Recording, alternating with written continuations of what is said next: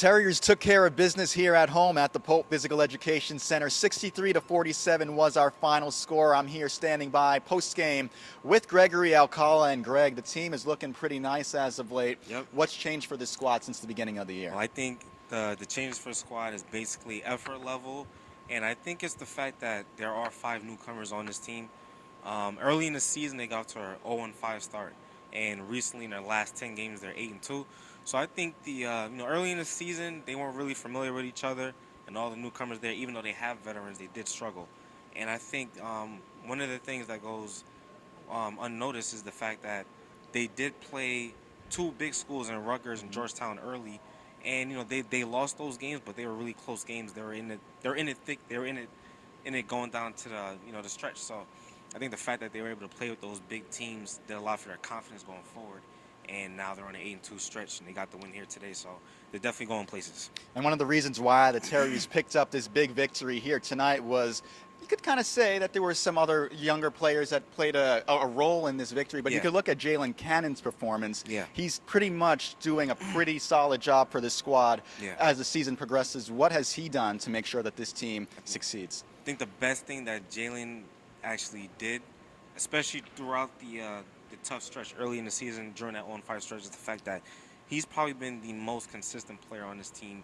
He's averaging 14 points and about 8 to 10 rebounds a game, and he's been probably the primary option and the guy they can go to consistently.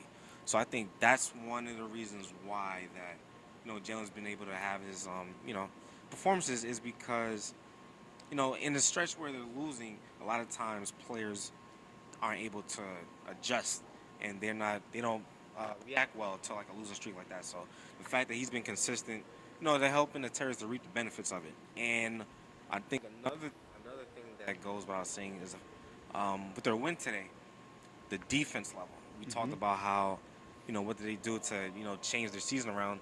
Defense, they had 7 blocks in this game. I think that was big. And what's the Andy Fall? He had 4 blocks on his own. Absolutely. So I think that and the fact that those blocks help lead to going on fast breaks.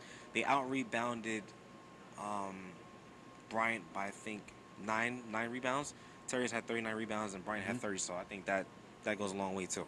Let's talk about some of the contributions on this squad. We could talk about all the Brent Joneses of the world, but let's talk about the Glenn Sanabrias of the world, and even the Tyreek Jewells of the world. How have they made sure that this team can succeed moving forward? Well, we got to talk about Brent a little bit. He is the second player they announced during the game. He's the second player to have 500 points, 500 assists, and I think that was probably the highlight of the game, along with the win. Since he's come here as a freshman to where he is now, he's really grown as a player, and he's become a floor general. And I think him, along with Jalen Cannon, they're really leading this team. But you talk about Glenn, one of the rookies, he's really impressed me a lot because he's really poised. When he comes in, he doesn't really have any negative minutes. He doesn't turn over the ball. He doesn't take a lot of bad shots. He's really poised, and it's refreshing to see that from a young player coming in. And Tyree Jewell, I think he's becoming he's really the third option in scoring-wise. I think he had 15 points today, and to begin the second half, he actually had a stretch where he scored, the first, I think, 3 baskets for St. Francis entering the second half. So he's becoming the third wheel, the third scoring option for his team, and they need somebody who can create off the dribble and make his own shots, and he's that guy for them right now as a third option. And it's no secret that the Terriers are performing at a high level as of late. They're 8-7 overall, 2-0 in the NEC right now.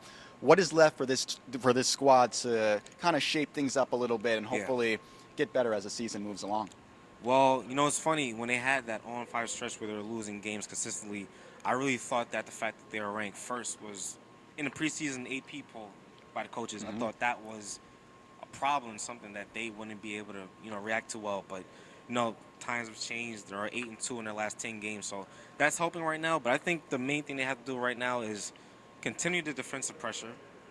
Andy Fall has really become a great defensive presence down low, and he only had 4 blocks today, but that doesn't tell the tale of how many shots he did alter from Bryant. So they have to continue doing that, and Brent Jones and Jalen Cannon just have to continue leading this team. I mean, they're the seniors. the Terriers rely on them for a lot of baskets and just being overall leaders. They've been through a lot. Last season they had a lot of off-season troubles, but they're really tough. They're mentally tough. So I think Brent Jones and Jalen Cannon, they got to lead this team. And if they do that, along with defensive pressure and just continue to be consistent on both ends of the floor, I think they have a chance of being number one and validating why they were ranked number one. Those are all valid points made by Gregory Alcal here. The season is still young, but the Terriers nonetheless picked up a nice victory here at the Pope Physical Education Center. 63-47 was your final score. They move ahead in the conference. They're 2-0, 8-7 overall, and their next stop at home is going to be on the 21st of January as they take on the Central Connecticut State Blue Devils right here at the Pope Physical Education Center. And don't forget, you could check us out on our new and improved website, sfcathletics.com, or you could check out the latest news, features, and our exclusive multimedia content. From the Pope Physical Education Center, I'm Michael Garay alongside Gregory Alcala for the Terrier Sports Network.